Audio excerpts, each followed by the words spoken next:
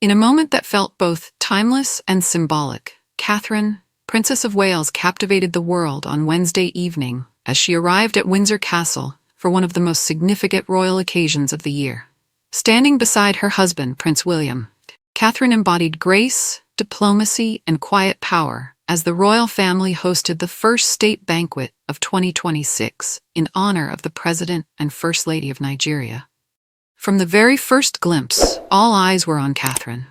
This marked the princess's first tiara appearance of the year, and she chose a piece deeply associated with her royal journey, the legendary Lover's Knot tiara. Sparkling beneath the grand chandeliers of Windsor Castle, the tiara added an unmistakable sense of regal continuity, once famously worn by Princess Diana and beloved by royal watchers around the globe.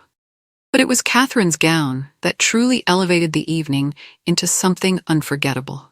Wearing a bespoke creation by Andrew Guillen, the princess appeared in a striking emerald green gown, an intentional and deeply respectful nod to Nigeria's national colors.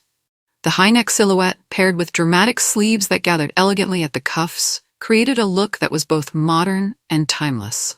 It was a masterclass in diplomatic dressing, echoing the legacy of Queen Elizabeth II, who was renowned for honoring visiting nations through her wardrobe choices.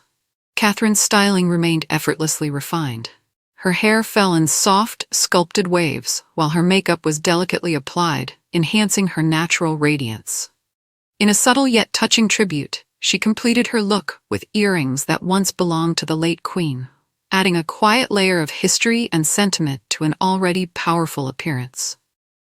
Beside her, Prince William looked equally polished in classic evening wear, reinforcing the couple's growing presence as the future of the monarchy.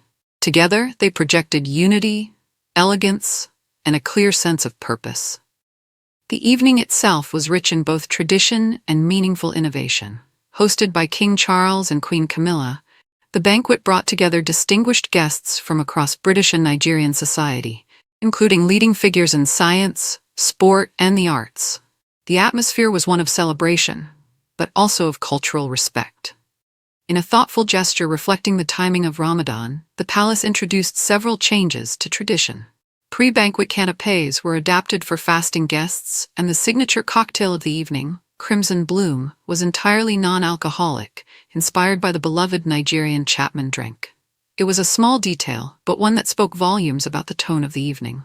Inclusive, modern, and globally aware. A particularly warm moment came before dinner, when Catherine shared a light-hearted exchange with Bola Ahmed Tinubu, as the two were seen clinking glasses, an image that quickly resonated with audiences for its Hajj charm and diplomatic warmth. During the banquet, King Charles delivered a speech that blended humor, respect, and reflection.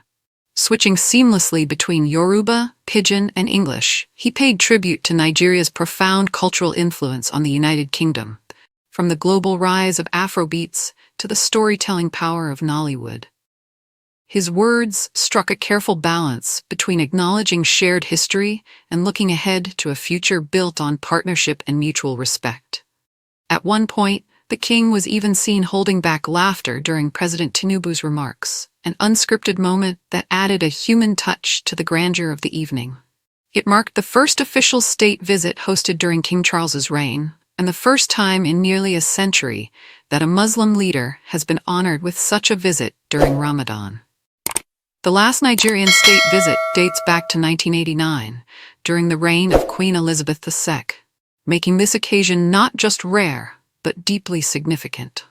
Earlier in the day, the Prince and Princess of Wales had formally welcomed the Nigerian President and First Lady, reinforcing their increasingly central role on the global stage.